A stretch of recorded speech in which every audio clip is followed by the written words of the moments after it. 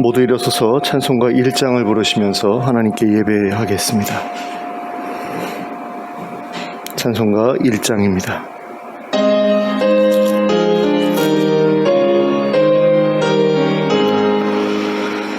만복의 근원 하나님, 온 백성 찬송 드리고 저 천사여 찬송하세. 찬송 성부 성자 성령 아멘.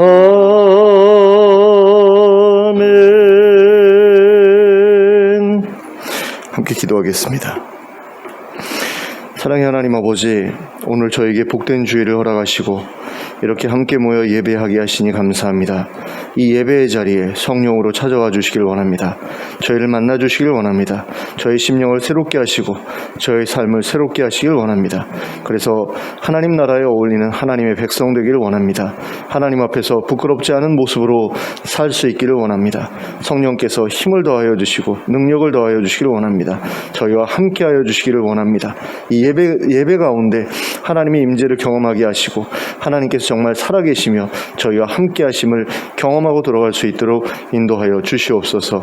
예수님의 이름으로 기도하였습니다. 아멘.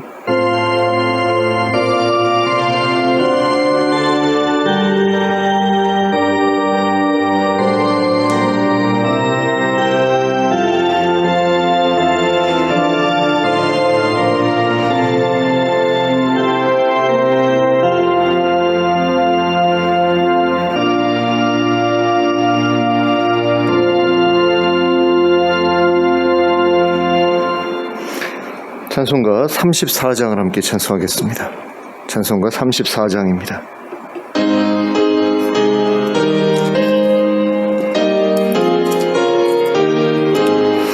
참 놀랍도다 주 크신 이름, 온 세상 중에 다 전파하라. 주 예수 역대상 다스리시니 그 높으신 이름 참 영화롭다. 주 능력으로 늘 보호하고 늘 우리 곁에 함께 계시네. 그 보좌 앞에서 큰 물이 모여 구속하신 주를 찬양하리라. 저 보좌 위에 앉으신 주께 큰 소리 높여 영광 돌리세. 저 천군 천사들 그 보좌 앞에 다 머리 숙여서 경배드리네. 주 하나님께 다 찬양하라. 영광과 권능 지혜와 존귀 저 천사와 함께 주께 돌리고 그 영원한 사랑 다 감사하세. 아멘. 교동문 36번 시편 90편을 함께 교독하겠습니다.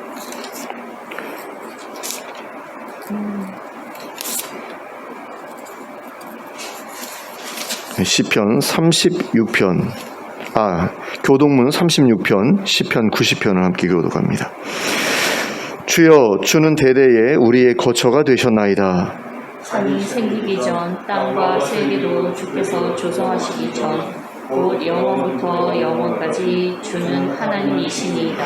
주께서 사람을 티끌로 돌아가게 하시고 말씀하시기를 너희 인생들은 돌아가라 하셨사오니 주의 목전에는 천년이 지나간 어제 같으며 밤의 한순간 같을 뿐임이니이다. 주께서 그들을 홍수처럼 쓸어 가시나이다. 그들은 잠깐 자는 것 같으며 아침에 돋는 풀 같으니이다. 푸른 아침에 꽃이 피어 자라다가 저녁에는 시들어 마르나이다. 우리는 주의 노에 소멸되며 주의 분내심에 놀라나이다. 주께서 우리의 죄악을 주의 앞에 놓으시며 우리의 은밀한 죄를 주의 얼굴빛 가운데 두셨사오니 우리의 모든 날이 주의 분노 중에 지나가며 우리의 평생이 순식간에 다하였나이다. 우리의 연수가 70이요 강건하면 80이라도 그 연수의 자랑은 수고와 슬픔뿐이요 신속히 가니 우리가 날아가나이다. 누가 주의 노여움의 능력을 알며 누가 주의 진노의 두려움을 알리이까? 우리에게 우리 나의 불쌍함을 가르치사 지혜로운 마음을 얻게 하소서. 아멘. 사도신경으로 우리의 신앙을 고백하겠습니다. 전능하사 천지를 만드신 하나님 아버지를 내가 믿사오며 그 외아들 우리 주 예수 그리스도를 믿사오니 이는 성령으로 잉태하사 동정녀 마리아에게 나시고 본디오 빌라도에게 고난을 받으사 십자가에 못 박혀 죽으시고 장사한 지 사흘 만에 죽은 자 가운데서 다시 살아나시며 하늘에 오르사 전능하신 하나님 우편에 앉아 계시다가 저리로서 산자와 죽은 자를 심판하러 오시리라. 성령을 믿사오며 거룩한 공회와 성도가 서로 교통하는 것과 죄를 사하여 주시는 것과 몸이 다시 사는 것과 영원히 사는 것을 믿사옵나이다. 아멘. 모두 자리에 앉으셔서 찬송가 31장을 함께 찬송하겠습니다.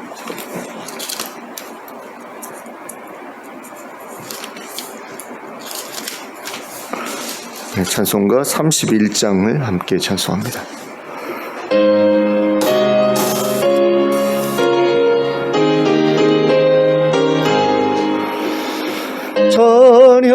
찬양하라 복되신 구세주 예수 백성들아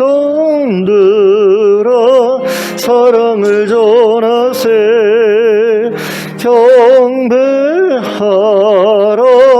하늘의 천군과 천사 주님 앞에 영광을 돌리세 목자같이 우리를 지키시고 종이 품에 늘 안아주시니 찬양하라 높으신 권세를 찬양 찬양 찬양 영원히 드리세 찬양하라 복되신 구세주 예수 우리 대신 죽임을 당했네 구주 예수 영원한 구원의 소망 경배하며 겸손히 절하세 찬양하라 우리 죄 지신 예수 그의 사랑 한없이 크셔라 찬양하라 높으신 권세를 찬양 찬양 찬양 영원히 드리세 찬양하라 복되신 구세주 예수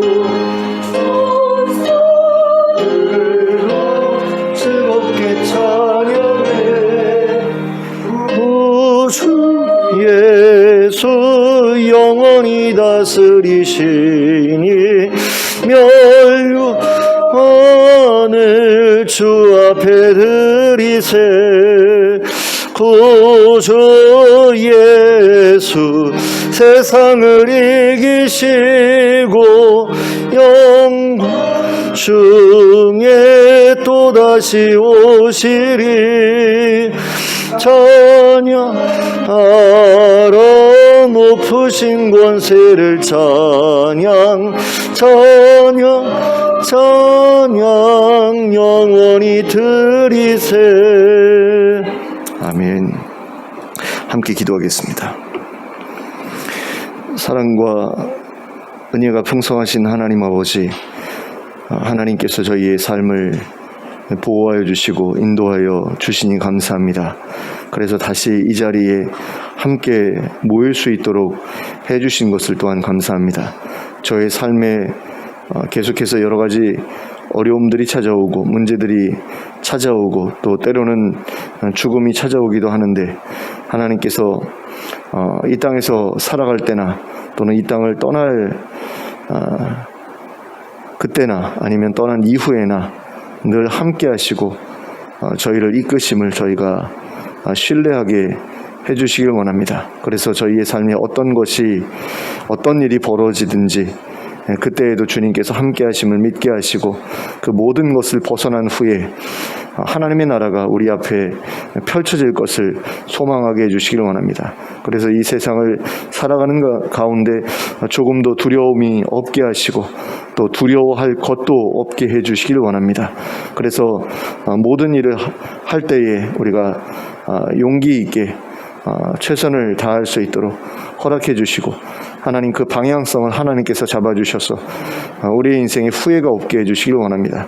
하나님께서 가라 하시는 그 길로 최선을 다해 나가는 가운데 하나님께서 예비하셨던 모든 복을 우리가 다 찾아 누릴 수 있게 해주시고, 그 복을 누리는 가운데 우리의 마음이 기쁘고 즐겁게 하시고 우리의 삶이 행복해지게 하여 주시옵소서. 그래서 이 땅에서부터 하나님 나라를 우리가 경험하고 누리며 살아갈 수 있게 해주시고, 그 삶이 영원히 지속되는 그 나라가 속히 오기를 소망하는 그 자리까지 나아갈 수 있도록 인도하여 주시옵소서.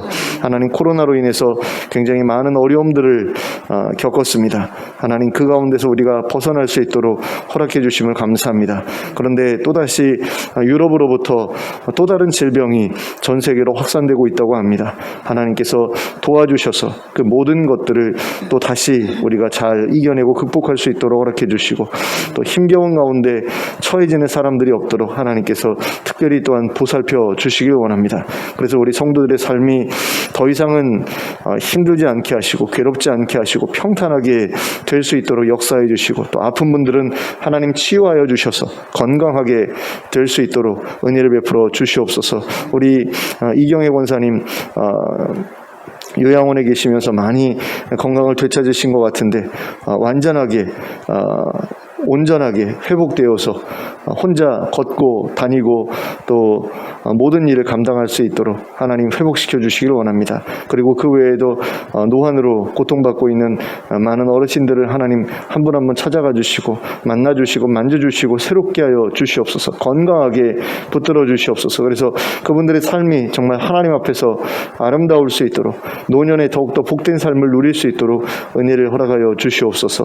또 하나님, 우리가 선교사님들을 두 분을 섬기고 있는데 하나님, 그분들에게 하나님께서 은혜를 베풀어 주셔서 그 지역에서의 사역이 귀한 열매들을 풍성히 맺게 하여 주시길 원합니다.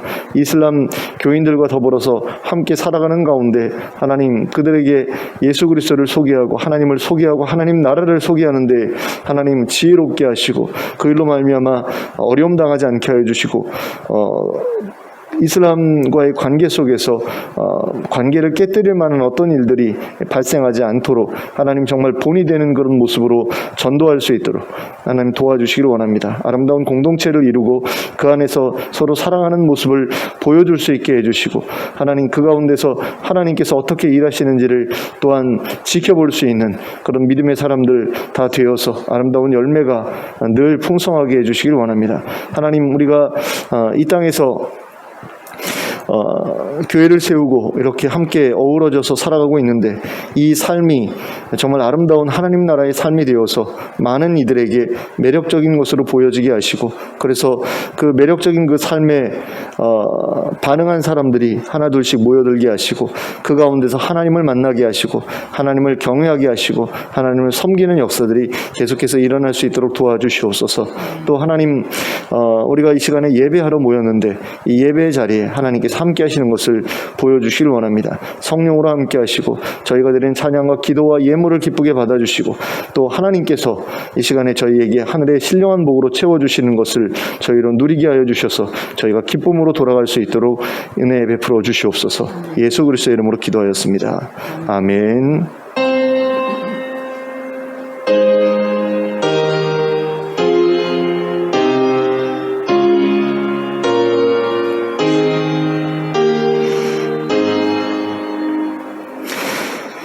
예, 교회 소식을 전하는 시간인데요. 교회는 뭐 특별한 광고할 것은 없고요. 이 주보 뒤에 있는 그 명단을 보시면서 아픈 분들 또 노안으로 어려워하시는 분들을 위해서 기도해 주셨으면 좋겠습니다. 예, 좌우를 둘러보시면서 서로 인사 나누시기 바랍니다. 잘 오셨습니다. 예. 이제 하나님의 말씀 함께 보시겠습니다. 누가복음 3장 15절입니다. 누가복음 3장 15절부터 23절까지의 말씀을 함께 보시겠습니다. 누가복음 3장 15절부터 23절까지를 함께 합독하도록 하겠습니다. 시작. 백성들이 바라고 기다림으로 모든 사람들이 요한을 혹 그리스도신가 심중에 생각하니 요한이 모든 사람에게 대답하여 이르되 나는 물로 너희에게 세례를 베풀거니와 나보다 능력이 많으시니가 오시나니 나는 그의 신발끈을 풀기도 감당하지 못하겠노라. 그는 성령과 불로 너희에게 세례를 베푸실 것이요 손에 키를 들고 자기의 파당마장을 정하게 하사 알곡은 모아 곳간에 들이고 죽정이는 꺼지지 않는 불에 태우시리라. 또 그 밖에 여러 가지로 권하여 백성에게 좋은 소식을 전하였으나 분봉왕 헤롯은 그의 동생의 아내 헤로디아의 일과 또 자기가 행한 모든 악한 일로 말미암아 요한에게 책망을 받고 그 위에 한 가지 악을 더하여 요한을 옥에 가두니라. 백성이 다 세례를 받을새 예수도 세례를 받으시고 기도하실 때에 하늘이 열리며 성령이 비둘기 같은 형체로 그의 위에 강림하시더니 하늘로부터 소리가 나기를 너는 내 사랑하는 아들이라 내가 너를 기뻐하노라 하시니라. 예수께서 가르치심을 시작하실 때에 30세쯤 되시니라. 사람들이 아는 대로는 요셉의 아들이니 요셉의 위는 헬리오. 예, 이러면서 뒤에 예수님의 족보가 이어지는데요. 족보 부분은 빼고 그 앞부분만 오늘 함께 살펴보도록 하겠습니다. 자, 요한이 요단강에서 세례를 주기 시작했을 때 그리스도, 그러니까 메시아죠. 이 메시아를 기다리던 사람들은 혹시 사가랴의 아들 요한이 그리스도가 아닐까라는 그런 생각을 하기 시작했습니다. 뭔가 느낌이 오는 거죠. 아, 하나님께서 저 사람을 통해서 무슨 큰 일을 일으키시지 않을까라는 어떤 느낌을 받기 시작하는 겁니다. 그리고 이러한 분위기를 눈치챈 요한은 사람들에게 공개적으로 이렇게 선언합니다. 16절과 17절 말씀입니다. 요한이 모든 사람에게 대답하여 이르되 나는 물로 너희에게 세례를 베풀거니와 나보다 능력이 많으시니가 오시나니 나는 그의 신발끈을 풀기도 감당하지 못하겠노라. 그는 성령과 불로 너희에게 세례를 베푸실 것이요 손에 키를 들고 자기의 타작마당을 정하게 하사 알곡은 모아 곳간에 들이고 죽정이는 꺼지지 않는 불에 태우시리라. 자, 여기서 요한은 자신이 그리스도가 아니라고 이야기를 하죠. 난 그리스도가 아니다 라고 이야기를 하면서 그리스도는 나와 다른 분이다, 나와 다르다, 뭔가 특별하다라는 그런 이야기를 하는데요. 그 특별한 것이 세 가지가 이제 언급되고 있는 것을 보게 됩니다. 첫째로 그리스도는 요한보다 능력이 많으시다라는 거죠. 그러니까 능력이 많으시다라고 했을 때 능력이 있다라는 것부터 생각할 필요가 있을 것 같아요.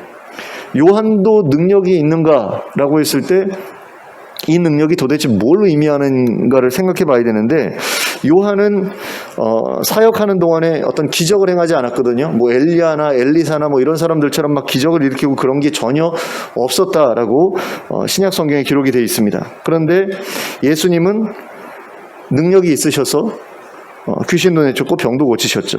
그러니까 많다라는 차원을 넘어서는 어떤 그런 구별이 있는 거죠. 일단은 있는 사람과 없는 사람, 근데 있는데 많은 사람, 이렇게 되는 거죠.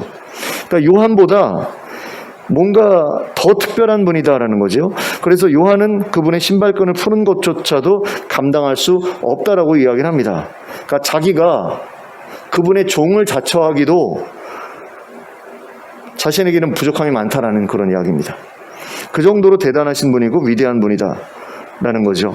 그러니까 요한이 그리스도보다 한참 못하다라는 그런 이야기를 요한은 지금 하고 있는 겁니다. 둘째로 그리스도는 성령과 불로 세례를 주시는 그런 분이시죠. 그러니까 요한은 그저 물로 세례를 줬어요. 물로 세례를 주었다라고 했을 때 그 물 세례는 너 이제 깨끗해졌어 정도의 어떤 그런 선언인데, 너가 지금 하나님 앞에서 자신의 잘못을 뉘우치고 회개하고 세례를 받았으니 넌 이제 깨끗해졌어 라는 정도의 의미에서 끝나는 게 물 세례인데, 성령과 불로 세례를 준다라는 것은 그 사람의 내면을 완전히 뒤집어 엎으셔서 정결케 만드신다라는 거거든요. 성전을 청결하게 만드신 것처럼 성령과 불을 통해서 그 사람의 내면을 완전히 뒤집어 엎으시는 그런 일을 하시는 분이 그리스도라는 거죠. 그러므로 요한과는 비교할 수 없는 분이다라는 것을 알 수 있고요. 셋째로 그리스도는 손에 키를 들고 알곡과 쭉정이를 구분하실 분입니다.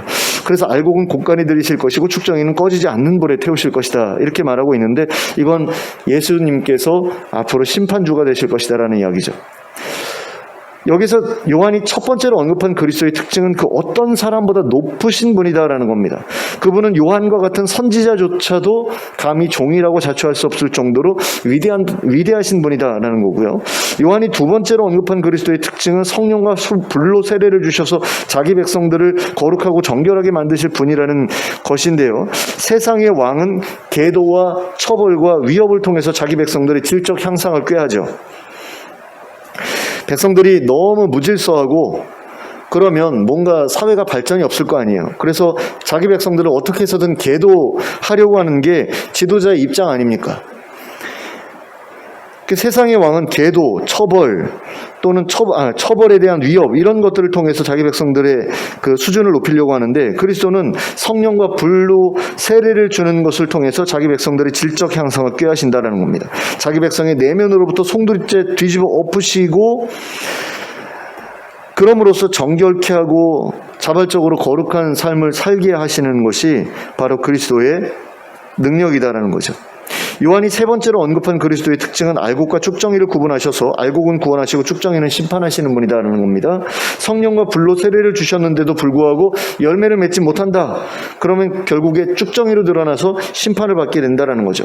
영원한 불에 던져지게 될 것이다라는 겁니다. 하지만 열매를 맺은 자는 알곡으로 드러나 하나님 나라에 들어가게 될 것입니다. 그런데 그리스도는 바로 누가 천국에 들어가고 누가 지옥에 들어갈 것인지를 결정하시는 분이시다라는 거죠. 그리고 그 결정의 때는 이제 추수 때가 될 것인데요.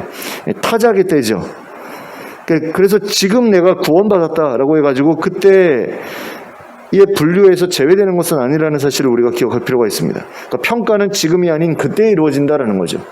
지금 하나님께서 보시고서 넌 구원받을 놈, 너는 구원받지 못할 놈, 이게 아니고, 넌 구원받은 놈, 너 구원받지 못할 놈, 이게 아니고, 그때 가서 예수님께서 심판을 하실 때가 오는데 그때 평가하시는 거거든요. 근데 내가 지금 예수 믿고 구원받았으니까 나는 이미 다 구원받아서 그 심판도 안 받을 거야, 아니거든요.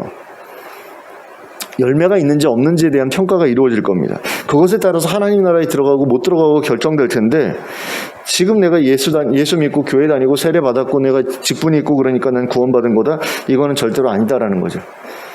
열매가 있어야 됩니다. 근데 열매를 우리 노력으로 열매를 거두었다라고 했을 때 그게 사실 쉬운 일이 아니죠. 내가 스스로 노력해서 정결하고 거룩하고 그런 삶을 살 수 있느냐? 그거 잘 안 되는 사람들이 대부분이거든요. 되는 사람들도 있어요. 자기 의지력이 굉장히 강해서 전전두엽이 고도로 발달해가지고 자기의 행동을 아주 잘 절제할 수 있는 그런 사람들은 죄를 좀 덜 짓겠죠, 다른 사람들보다. 근데 전전두엽이 발달이 안 돼가지고 자기 제어를 잘 못하는 사람들, 그러니까 ADHD도 마찬가지고 분노 조절 장애가 있는 사람들도 마찬가지고 다 전전두엽에 약간의 문제가 있는 사람들이거든요. 근데 문제가 없는 사람은 없어요. 다 사람들이 조금씩 어딘가에는 문제가 있는데, 뇌에도 마찬가지로 문제가 있죠.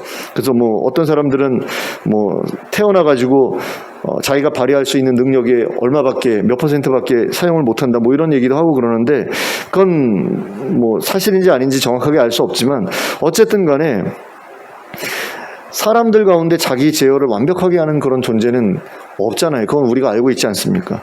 근데 그런 그 노력들, 거룩하고 정결하게 살려는 그런 노력들에 대해서 예수님께서 성령님을 통해서 우리에게 도움을 주시면 우리가 충분히 그것을 감당할 수 있다라는 거죠.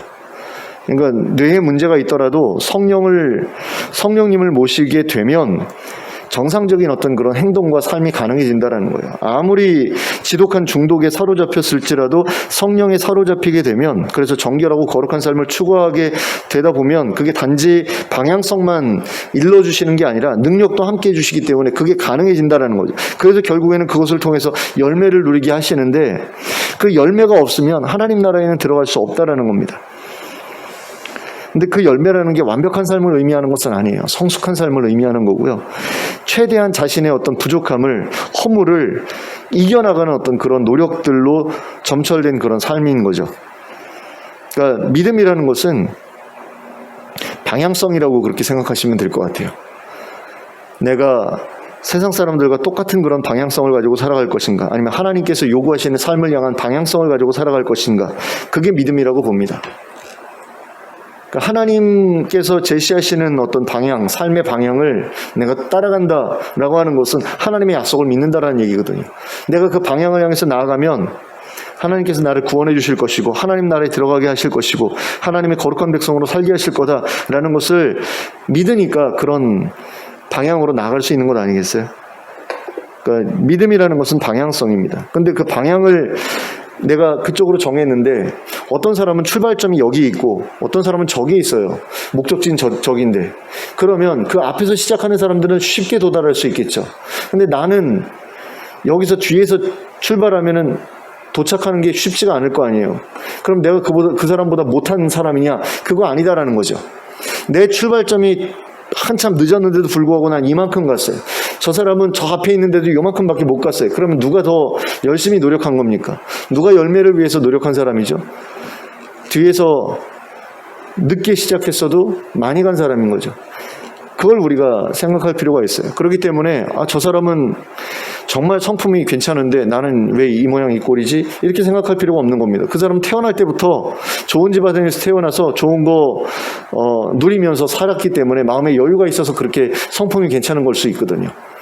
나는 너무나 힘들고 어려운 집에서 태어나가지고 어렵게 살다 보니까 나는 이 정도밖에 못 온 거고, 그런 차이에 대해서 하나님께서 다 무시하고 넌 이만큼밖에 못 왔으니까 너는 얘보다 못해, 이렇게 평가하시지는 않을 거라는 거죠.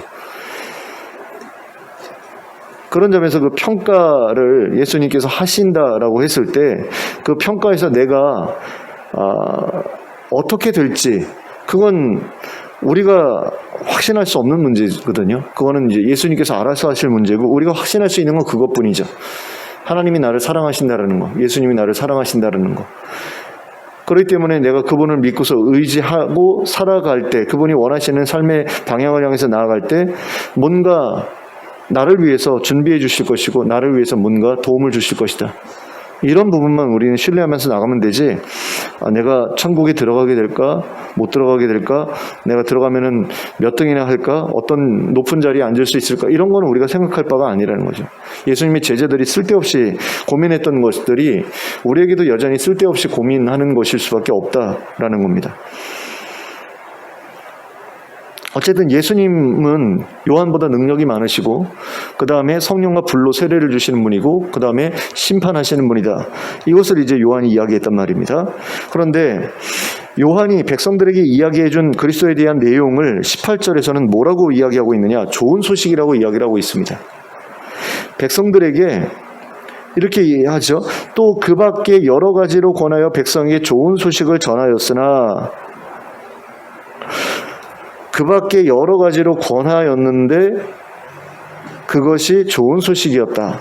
권면이 좋은 소식이었다라는 거거든요.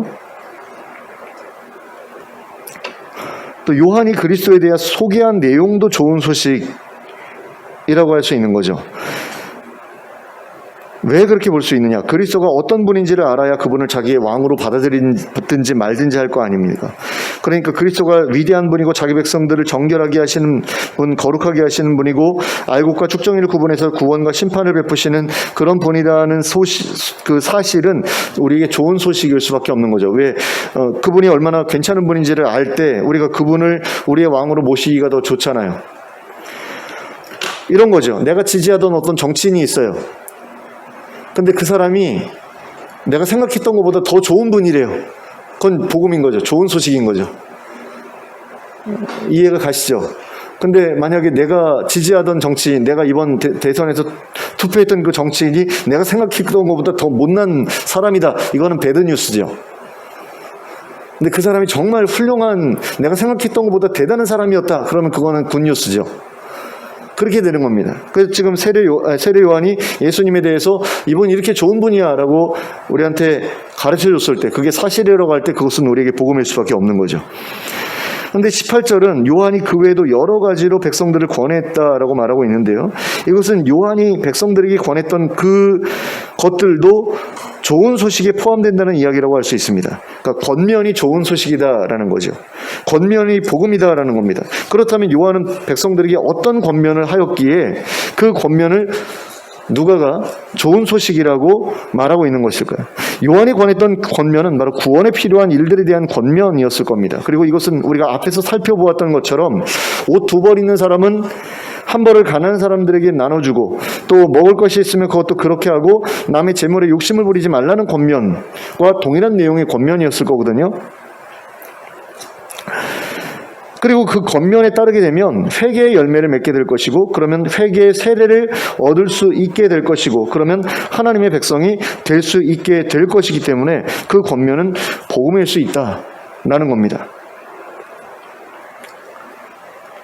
그러니까 복음이라는 것의 폭을 우리가 굉장히 제한적으로 생각을 해요. 하나님께서 우리에게 약속하신 것들만 복음이라고 생각을 하는데, 그 약속들 가운데는 우리가 해야 될 어떤 그 행동에 대한 전제 조건들도 있잖아요. 너희가 이렇게 살아야 된다, 저렇게 살아야 된다. 그러면 내가 이렇게 복을 주겠다라고 했을 때, 복을 주겠다라는 것만 복음이 아니라 우리가 이렇게 살아야 된다라고 했을 때 그 살아야 된다도 복음이라는 거죠. 그 살아야 된다라고 했을 때 그것을 살 수 있는 힘을 주시는 게 바로 예수님이고, 그 능력이 그분에게 있다라는 것이 복음일 수밖에 없는 거죠. 그러니까 그 모든 것들이 복음이다라는 것을 우리가 기억하고 넘어갔으면 좋겠습니다. 그런데 요한은 백성들에게 복음만 전했던 것이 아닙니다. 그런 위정자의 불의한 행동에 대해서 책망하는 일도 같이 했습니다. 그가 책망했던 것은 바로 분봉왕 헤롯이 저질렀던 악행과 관련된 것이었는데요. 그는 자신의 동생의 아내 헤로디아를 강제로 빼앗아서 자신의 아내로 삼죠. 그리고 요한은 이 일에 대해서 가만히 있지 않습니다. 공개적으로 그 악한 행위를 비난해요. 야, 그거 나쁜 짓이야 이러면서 1인 시위를 했던 뭔가를 했던 거죠. 근데 그가 그렇게 했던 이유가 뭡니까? 헤롯이 다스리던 나라가 바로 신정국가 이스라엘이었기 때문입니다. 신정국가가 아니더라도 위정자가 잘못된 일을 하면 그거 안 됩니다, 그거 잘못됐습니다라고 할 수 있는데, 이 사람은 선지자잖아요. 그렇기 때문에 신정국가인 이스라엘에 있어서 이 왕권을 견제하는 어떤 그런 역할이 요한에게 있었다라는 거죠. 그래서 이스라엘 왕은 도덕적으로나 윤리적으로나 높은 기준에 부합해야 했는데, 그래야만 이제 하나님께서 이스라엘을 통해서 이루고자 하셨던 일이 이루어질 수 있는데, 헤롯은 그러지 못했지 않습니까? 하나님의 기대를 짓밟고 일반 백성들도 감히 상상하지 못할 만한 추잡한 짓을 저질렀잖아요. 그래서 요한은 그 일에 대해서 책망하지 않을 수가 없었던 거죠. 그런데 분봉왕 헤롯은 그 외에도 여러 가지 악한 일을 더 저질렀고, 그 사실 역시 많은 사람들에게 알려져 있었던 것 같아요.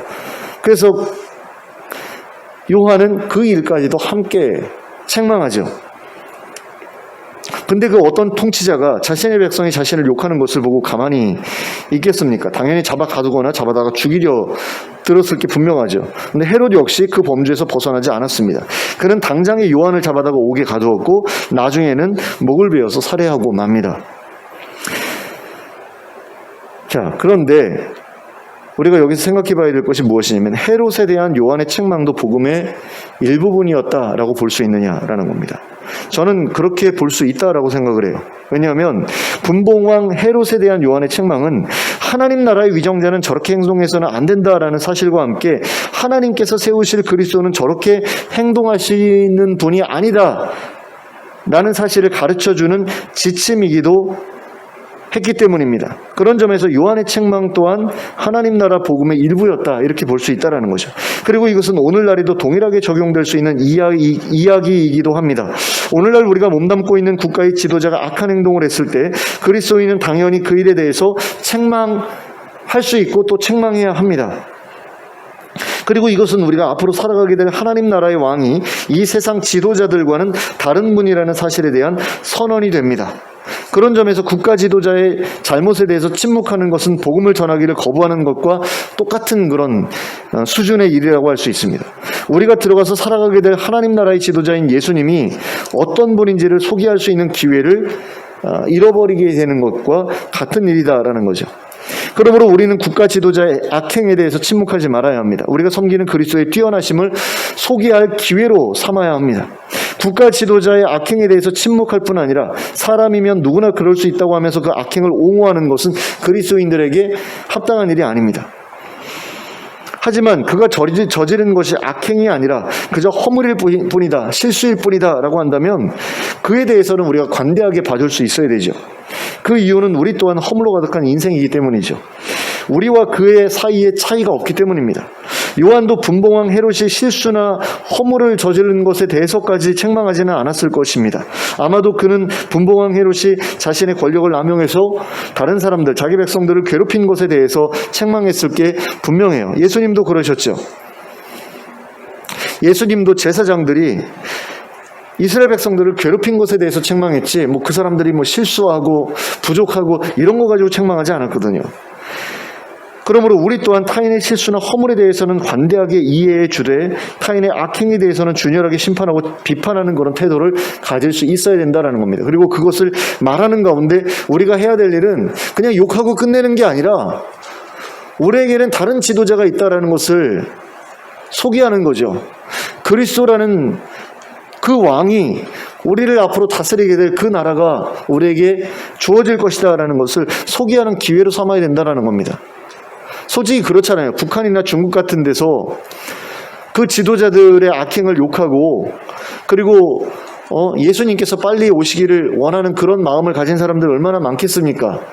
그런 사람들의 모습을 보면서 참 잘한다, 존경스럽다, 우리는 그렇게 이야기를 하잖아요. 목숨 걸고 예배드리고 가정교회에서 예배드리지 말고 삼자교회에서 예배드리라는데 그렇게 말을 안 듣고 지들끼리 모여가지고 예배드린단 말이에요. 그래서 중국 정부에서 그 사람들 붙잡아다가 막 고문하기도 하고 막 그런단 말이죠. 북한에서는 탱크로 깔아서 죽이기도 하고 그랬다는데 그렇게 순교하는 그런 사람들을 보면서 야, 존경스럽다, 대단하다 이렇게 생각을 하지만 우리는 막상 그런 일을 안 하고 있다는 거죠. 아니, 우리나라가 북한하고 뭐가 비슷한 게 뭐가 있어서 우리가 욕할 게 있어, 지도자를 욕할 게 있어. 근데 욕하거든요. 지도자 대통령 바뀌면 자기네 편 아닌 대통령이 딱 이렇게 세워지면 죽어라고 욕하잖아요. 근데 욕만 하다가 끝나면 안 된다라는 거죠. 근데 욕도 가려서 해야 되고 그게 허물이냐 실수냐 아니면 악행이냐 그걸 우리가 구별해야 되거든요. 근데 악행이 아니라 부족함이고 허물인데 그걸 가지고서 막 욕하는 사람들이 있어요. 솔직히 저도 좀 욕하고 싶은 마음이 있거든요. 아니, 예전에 문재인 대통령 외국 나갔을 때 사람들한테 굉장히 많이 외국 지도자들한테 굉장히 많이 존경받고 사랑받았잖아요. 근데 그걸 기자들이 쓴 거 보면 대접받지 못했다, 왕따 당했다 이런 식으로 썼는데 이번에 윤석열 대통령이 외국 나가가지고 6명 9개 국가 지도자하고 그중에 국가 지도자 아닌 사람들도 있지만 9명인가 하고 만나기로 했는데 6명한테 퇴짜 받았잖아요. 근데 그거 뉴스에 나오는지는 모르겠어요. 완전히 왕따 당하고 돌아왔는데 그런 거 막 욕하는 걸 보는데 제가 마음이 좀 불편하더라고요. 물론 저도 윤석열 별로 좋아하지 않고 그 대통령 별로 좋아하지 않고 부족함이 많다라고 생각을 하는데 그리고 대통령이 어울리지 않는 모자란 짓을 하고 온 것도 분명한데 그렇다고 해가지고 그게 그리스도인으로서 막 이렇게 막 욕하고 비난하고 그럴 만한 일인가라는 그런 생각이 좀 들더라고요. 문재인 대통령 욕할 때도 마음에 안 들었는데 윤석열 윤석열 대통령 욕하는 것도 사실 마음에는 좀 들지 않더라고요. 그러니까 악행에 대해서 욕해야 되는 거지 허물이나 실수에 대해서까지 욕을 하게 되면 너무나 팍팍해지거든요. 그 기준을 벗어날 사람이 누가 있겠어요? 다 비난의 대상이 되고 책망의 대상이 되지. 그건 아니라고 보거든요. 그러니까 백성들을 괴롭힌 거에 대해서만 욕하면 돼요. 뭔가 잘못해가지고 백성들을 힘든 부자들 감세하고 서민들 세금 올리고 이런 것들에 대해서 욕하는 건 맞아요. 그건 해야죠. 부자들 편만 들면 우리가 욕해야 되는 건 맞습니다. 근데 외국 나가서 창피한 일 이렇게 하고 왔다고 해가지고 그걸 욕하는 건 조금 아닌 것 같다는 생각도 들고 그렇습니다. 그건 뭐 우리 성도님들마다 다 생각이 다를 테니까 이걸 제가 뭐 이렇게 절대적인 거다 이렇게 얘기하는 건 아니고요. 제 생각이 그렇다라는 거고. 근데 중요한 건 맞아요. 그 실수나 허물에 대해서는 관대해야 하고 악행에 대해서는 엄격해야 된다. 이건 맞습니다. 이것만큼은 우리가 분명하게 좀 기억했으면 좋겠습니다. 자, 그러므로 이제 이야기가 좀 바뀌게 되는데 본문 21절 이하에서는 요한이 분봉왕 헤롯에게 붙잡혀 들어가기 전에 많은 사람들에게 세례를 주었을 뿐 아니라 예수님에게도 세례를 주었다는 사실을 기록하고 있는 것을 볼 수 있습니다. 그리고 요한이 예수님께 세례를 주었을 때 어떤 일이 일어났었는지에 대해서도 기록하고 있는 것을 보게 돼요. 본문에 의하면 예수님께서는 요한에게 세례를 받으신 후에 하나님께 기도를 드리죠. 그런데 그때에 하늘이 열리면서 성령이 비둘기 같은 형체로 그의 위에 내려오십니다. 그리고 하늘로부터 너는 내 사랑하는 아들이다, 내가 너를 기뻐한다 라는 소리가 들려오죠. 그러면 예수님께서 세례를 받으신 후에 뭘 해서 이런 일이 벌어졌다고요? 기도를 해서 이런 일이 벌어졌다라고 이야기를 하죠. 세례 받고서 그냥 세례 받았으니 좋다 이게 끝이 아니라 세례를 받고 기도하는 게 필요하다는 거죠. 근데 그 기도가 과연 무슨 기도였을까? 이걸 우리가 한번 생각해 볼 필요가 있지 않습니까? 그 해답을 우리는 어디에서 찾아볼 수 있냐면 23절에서 찾아볼 수 있습니다. 자, 23절 말씀입니다. 예수께서 가르치심을 시작하실 때 30세쯤 되시니라. 자, 예수님께서 가르치심을 시작할 때 30세쯤 되셨다라고 되어 있는데, 자, 예수님께서 가르치는 일을 언제 시작하셨습니까? 세례 받으신 후에 시작하셨죠. 세례를 받으신 다음에 바로 가르치시는 일을 시작하신 것은 아니죠. 무슨 일을 하셨습니까? 광야에서 40일 동안 마귀에게 시험을 받으셨잖아요. 그 다음에 가르치시는 일을 시작하셨잖아요. 그러니까 예수님께서 세례 받으신 것도 한 30살 때쯤, 30세 때가 되었을 때 받으셨다 이렇게 볼 수 있을 것 같고요. 그 다음에 이제 하신 일이 40일 동안 금식하시면서 시험 받으시는 일이었고 그 다음에 가르치시는 일이었잖아요. 그런데 예수님께서 뭘 위해서 세례 받으면서 뭘 위해서 기도했을까라고 했을 때 이 두 가지를 위해서 기도하셨겠구나라는 게 자연스럽게 떠오르지 않습니까? 예수님께서 십자가에 매달리시기 전에 뭘 위해서 기도하죠? 그 시험을 이겨내게 해달라고 기도하죠. 근데 마찬가지로 예수님께서 세례 받으신 다음에 무슨 일을 겪으십니까? 시험 받으시잖아요. 그러니까 그걸 이겨낼 수 있게 해달라고 기도를 하셨겠죠. 근데 그것만이 아니라 그 시험 후에 가르치심을 시작할 텐데 그 가르치실 때에 필요한 것들을 하나님께 달라고, 능력과 권세를 달라고 그렇게 기도하셨을 것이다라는 겁니다. 그리고 그렇게 기도하셨을 때 응답을 받죠. 어떤 응답을 받습니까? 성령이 비둘기같이 임하시는데 그 성령이 임하셔서 예수님께 무엇이 주어집니까? 능력과 권세가 주어지죠. 성령이 임하시면 능력과 권세를 얻을 수 있게 돼요. 그리고 그 능력과 권세는 나로 하여금 중독도 이기게 하고 나도 정결케 하고 죄를 이길 수 있게 하고 나를 거룩하게 하고 하는 그런 일들을 할 수 있게 해주는, 그게 바로 능력과 권세입니다. 그러니까 성령을 받으면 그것을 누려야 되는데 그것이 없다라고 했을 때 그 이유는 내가 성령을 구하지 않았기 때문이거나, 그래서 성령을 아예 받지 못했기 때문이거나, 아니면 성령을 모셨음에도 불구하고 그 능력을 구하지 않아서이거나 둘 중에 하나인 거죠. 성령이 아예 없으시거나 아니면 성령님께서 주시는 능력과 권세를 구하지 않아서 그게 없거나 둘 중에 하나다라는 겁니다. 근데 예수님은 그걸 받으셨어요. 근데 그것뿐만이 아니라 다른 응답도 받으시죠. 그게 뭡니까? 너는 내 사랑하는 아들이다, 내가 너를 기뻐한다 라는 건데요. 예수님께서 이런 이야기를 하나님으로부터 받으실 수 있으셨던 이유는 뭡니까? 가장 우선적으로 생각해야 될 것은 예수님이 진짜 하나님의 아들이셨기 때문이죠. 하나님의 아들이었으니까 얘는 내 아들이야 라고 말씀하시는 게 당연한 일 아니에요. 그러면 하나님의 아들이라는 것과 예수님이 그분을 사랑하시고 그분을 기뻐하신다라는 그것 사이에는 무슨 관계가 있죠? 당신의 아들이기 때문에 조건 없이 사랑하고 기뻐하는 거 당연한 일 아닙니까? 그러나 우리는 앞에서 예수님이 하나님과 사람들 앞에서 점점 더 사랑스러워 가셨다라는 말씀을 생각해 볼 필요가 있습니다. 그리고 이것은 하나님의 사랑을 받는 것에 있어서도 더 많은 사랑을 받게 될 가능성이 있다는 것을 우리에게 가르쳐 주죠.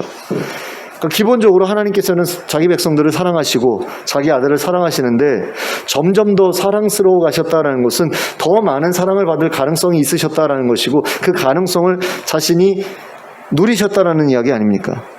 그런 점에서 예수님께서 하늘로부터 내가 너를 사랑한다, 내가 너를 기뻐한다라는 음성을 받았다는 것은 예수님께서 하나님으로부터 그와 같은 말씀을 들으실 만한 무슨 일을 하셨다라는 것을 의미한다라는 그런 이야기입니다. 그러면 과연 예수님의 어떤 행동이 하나님으로부터 그와 같은 응답을 받을 수 있을 만하게 했을까요? 그것은 아마도 하나님께서 맡겨주신 일을 감당하는 데 필요한 능력과 권세를 달라고 구하셨기 때문이었을 것 같다는 생각이 듭니다. 그 기도가 있으셨기 때문에 성령님도 받으셨고 또 그 말씀을 받으신 것이다, 이렇게 볼 수 있다는 겁니다. 이렇게 볼 수 있는 이유가 뭡니까? 솔로몬이 하나님께서 내가 너에게 재물을 줄까? 아니면 수명을 길게 해줄까? 내가 뭘 줄까? 라고 했을 때 내게 이 백성을 다스릴 만한 지혜를 주십시오 라고 기도했잖아요. 그랬더니 하나님께서 그것도 주시고 그 외에 다른 것도 주신 것처럼 지금 예수님께서 내가 하나님의 일을 이루기 위해서 내게 성령님의 능력과 권세가 필요한데 그걸 주십시오 라고 했더니 너 참 사랑스럽구나, 너 참 마음에 드는구나, 내가 너를 기뻐한다, 이런 말씀까지 더해서 들으셨다라는 거죠. 그렇게 이해하시면 됩니다. 자, 다시 정리하면 예수님은 세례를 받으신 후에 곧바로 하나님이 자신에게 맡겨주신 일들을 제대로 감당하기 위해 하나님의 도우심을 구했고 그 결과 성령님을 그 응답으로 받으셨고 하나님께 사랑한다, 기뻐한다라는 말씀도 받으셨다라는 거죠. 자, 성령님이 그분과 함께 하시게 되었기 때문에 그분은 능력 있는 사역을 펼치실 수 있게 되었고 성령님이 그분과 함께 하시게 되었기 때문에 그분은 공정한 판단, 공정한 판결을 내릴 수 있게 되었습니다. 자, 그리스도는 어떤 분이다? 능력이 있으신 분이다 라고 했잖아요. 그 능력이 있으시기 때문에 백성들을 거룩하고 정결하게 만드실 수 있는 거죠. 능력이 있으시기 때문에 백성들에게 성령과 불로 세례를 주셔서 자기 백성들을 변화시킬 수 있으시다라는 것이고 능력이 있으시기 때문에 사람들을 공평하고 공정하게 심판할 수 있다. 그래서 지옥에도 보내고 천국에도 보내실 수 있다라는 거죠. 그러니까 그리스도는 그런 분이다라는 건데 그런 분이다라는 그런 소개와 실제로 그런 능력을 받으시는 그런 내용이 지금 앞뒤로 서로 연결되어 있는 거예요. 세례 요한이 그리스도는 이런 분이야 라고 소개를 했는데 그런 분인 이유가 그 뒤에 예수님의 세례와 더불어서 소개되고 있다는 거죠. 자, 또한 예수님께서는 하나님으로부터 그와 같은 응답을 받으셨기 때문에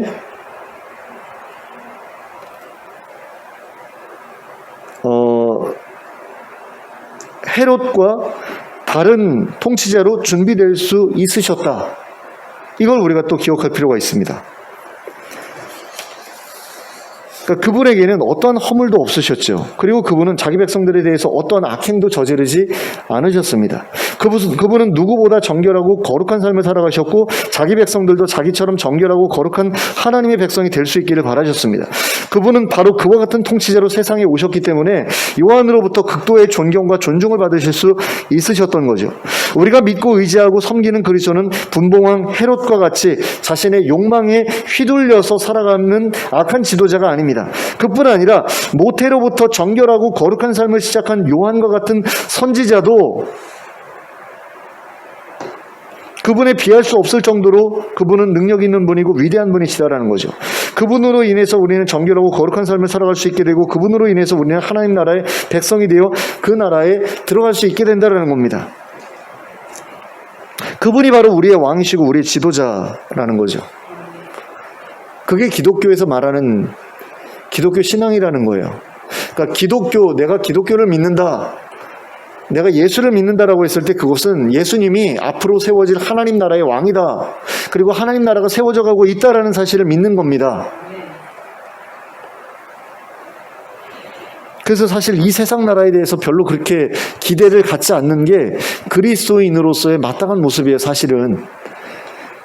근데 많은 사람들이 정치적으로 그 대선 시즌이 되거나 아니면 뭐 총선 시즌이 되면 완전히 미쳐가지고 이 사람을 뽑아야 된다, 저 사람을 뽑아야 된다 그러면서 거기에다가 뭐 완전히 목을 매는 그런 모습들을 봐요.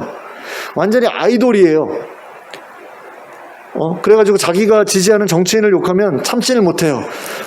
그 아이돌 그룹 그 좋아하는 여자애들이 우리 오빠 욕하지 마요 뭐 이러는 것처럼, 막 성범죄 저지르고 막 감옥 가는데도 불구하고 우리 오빠 욕하지 마요 이러는 것처럼, 그 사람이 무슨 짓을 저질렀고 무슨 죄가 있고 이런 거 상관없이 그분이 되어야만 우리나라가 구원을 얻을 수 있어, 뭐 이런 식으로 생각하고 그런다는 거죠.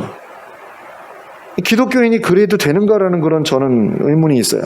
굉장히 쪽팔린 짓이라고 저는 생각을 하는데 그런다라는 거죠. 그래서 저는 모두 가기를 시전합니다. 누구도 지지하지 않으려고 애써요. 그래도 마음에 드는 사람이 있으면 마음이 살짝 움직이는 것은 뭐 어쩔 수 없는데, 근데 그런 인간들보다 더 뛰어난 분이 우리의 왕이고 우리의 지도자라는 거죠. 그러니까 그분은 분봉왕 헤롯도 비교할 수 없는 분이고, 그 사람은 아예 쓰레기니까 비교할 수 없는 분이고, 요한같이 거룩한 선지자도 비교할 수 없는 분이에요. 그러니까 여러분들이 생각할 때 우리 편 지도자는 굉장히 괜찮은 사람이고 저 상대편 지도자는 굉장히 나쁜 놈이라고 생각을 하잖아요. 근데 그 나쁜 놈도, 그리고 내가 좋아하는 그 좋은 놈도 예수님하고 비교하면 아무것도 아니다라는 거예요. 그렇기 때문에 이 세상의 지도자를 우리가 아이돌처럼 그렇게 의지하면서 살아가면 안 된다라는 거죠. 또한 이 세상에서 사역하는 주의 종을 의지하면서 살아가는 것도 안 된다라는 겁니다. 우리 목사님은 정말 대단한 분이라 저분이 말하는 건 무조건 오라 이러면서 막 정광훈이 쫓아다니고 막 이런 사람들 있잖아요. 그게 아니죠. 우리의 왕은 누굽니까? 우리의 왕은 예수잖아요. 예수님이잖아요. 예수잖아요 라고 딱 해놓고서 내가 이런 불경을 이런 느낌이 들었어요 지금. 근데 뭐 하나님 내 손에 죽어 뭐 이런 개소리를 짓거리는 걸 목사라고 쫓아다니는 그런 인간들이 그리스도인이냐? 아니죠. 어떤 목사가 아무리 거룩하고 능력이 있는 그런 종이라고 해도 예수님하고 비교하면 될 것이 아니에요. 그런데 그분이 우리의 왕이시고 우리와 직접적으로 교제하시기를 원하시는데 그 중간에 내가 없으면 예수님하고 교제할 수 없어 이러면서 마치 교주처럼 딱 들어 앉아가지고 자기가 뭐라도 되는 양, 하나님의 그 대리인인 양, 사람들을 교인들을 막 이렇게 해라 저렇게 해라 맘대로 막, 그건 아니지 않습니까? 근데 그걸 좋다고 따라다니는 그런 어리석은 그런 성도들이 얼마나 많은지 몰라요. 하나님께서는 우리에게 섬겨야 할 지도자를 딱 한 분만 허락하셨습니다. 그분이 누굽니까? 바로 그리스도시죠. 예수님이시잖아요. 그분만이 우리가 믿고 기대하고 의지하고 따라야 될 우리의 왕이시잖아요. 사실 기대조차도 그분에 대해서만 해야 되는 거가 맞거든요. 그게 우리가 온전히 우리의 주님에게 보여드려야 될 그런 모습 아닙니까? 근데 왜 사람 지도자를 기대하는 거죠? 여러분들은 그래도 그리스도인이니까 분봉왕 헤롯 같은 그런 사람을 기대하지는 않을 거라고 믿어요. 내가 지지하는 지도자가 적어도 그놈하고 같은 놈은 아닐 거다라고 생각하니까 지지할 거라고 믿어요. 그런데 세례 요한조차도 그런 대상이 되어서는 안 된다라는 것을 본문이 우리에게 가르쳐 주잖아요. 세례 요한 같은 사람도 메시아가 되어서는 안 되는 거예요. 우리에게 메시아로 여겨져서는 안 되는 겁니다.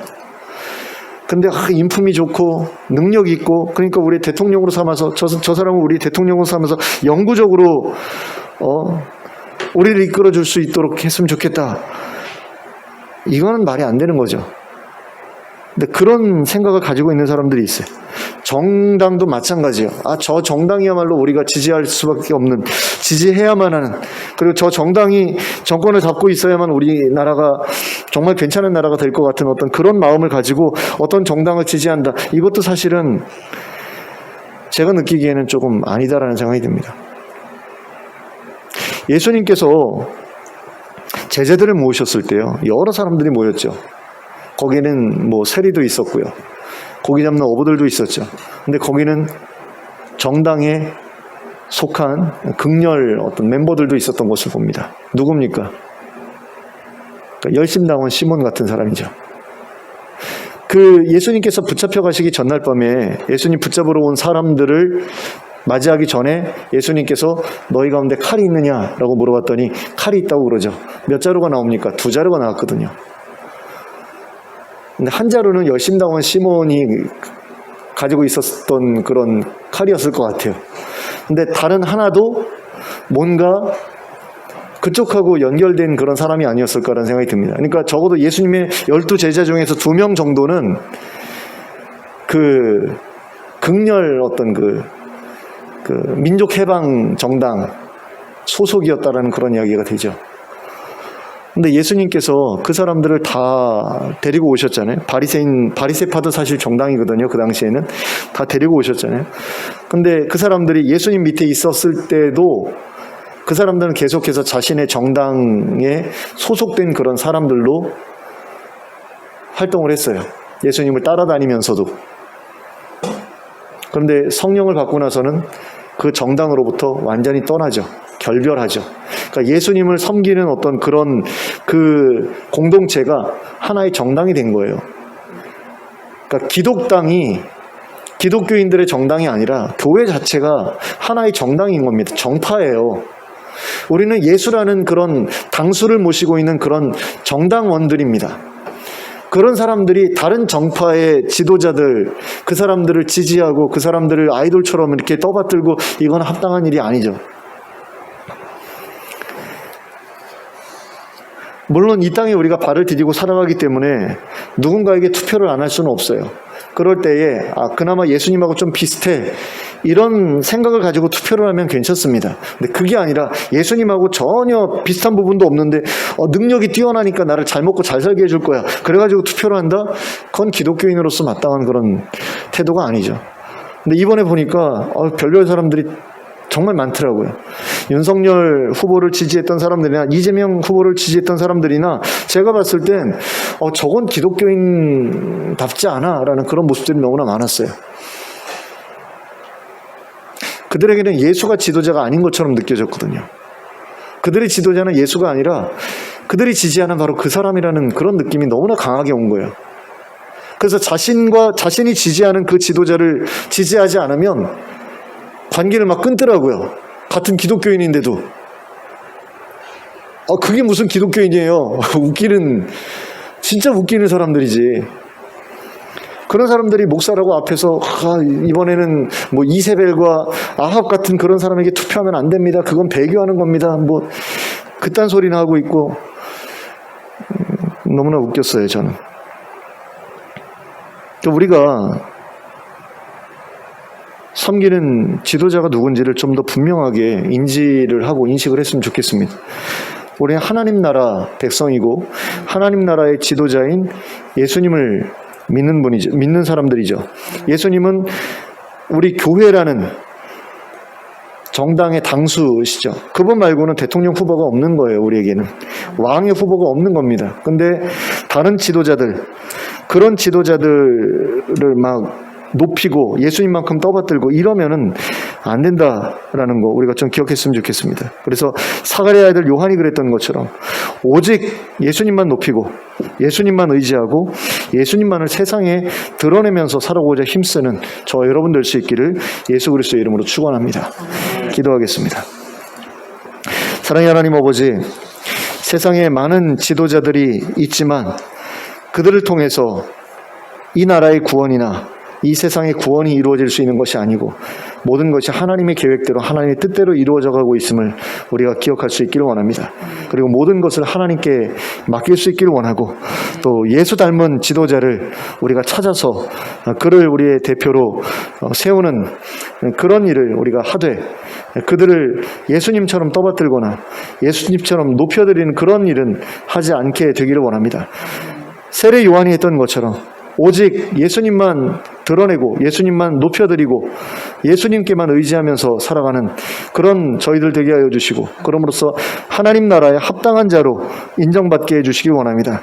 내가 분명히 소속된 나라가 있고 그 나라의 지도자가 있는데 그 지도자를 내버려두고 다른 나라의 지도자를 지지한다라는 것은 그것은 배신이고 또한 반역인데 하나님 그와 같은 짓을 하면서 내가 하나님 나라에 들어가겠다라고 생각하지 말게 하시고 정말 양심에 따라서 우리가 온전히 섬겨야 될 분이 누군지를 기억하고 그분이 어떤 분인지를 기억하면서 그분이 다스릴 나라가 속히 오기를 간절히 소망하면서 살아가는 저희들을 낼 수 있도록 인도하여 주시옵소서. 예수 그리스도의 이름으로 기도하였습니다. 아멘. 모두 일어서서 찬송가 105장을 함께 찬송하시겠습니다. 찬송가 105장입니다.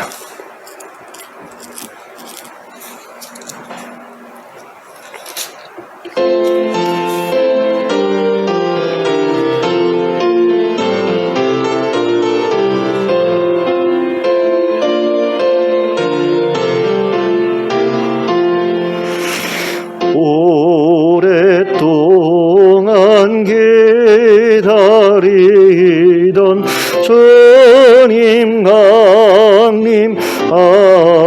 강림하셔서 죄에 매인 백성들을 자유롭게 하시네. 주는 우리 소망이요 힘과 위로 되시니 오래 기다리던 백성 많은 복을 받겠네. 모든 백성 구하려고 임금으로 오시니 영원토록 우리들을 친히 다스리시네. 죄로 상한 우리 마음 은혜로서 고치고 주의 빛난 보좌 앞에 이르도록 하소서. 아멘. 함께 기도하겠습니다. 이제는 우리 주 예수 그리스도의 은혜와 하나님 아버지의 극진하신 사랑과 성령님의 감동감화 교통하심이 오직 예수 그리스도만을 자신의 왕으로 자기 인생의 주인으로 그리고 자기가 들어가 살아가게 될 하나님 나라의 왕으로 인정하고 또 그분을 의지하며 그분을 신뢰하며 또 그분에 대해 소개하며 살아가는 삶을 추구하기로 결단하며 돌아가는 주의 백성들 머리 위에 지금부터 영원토록 함께 하실지어다. 아멘.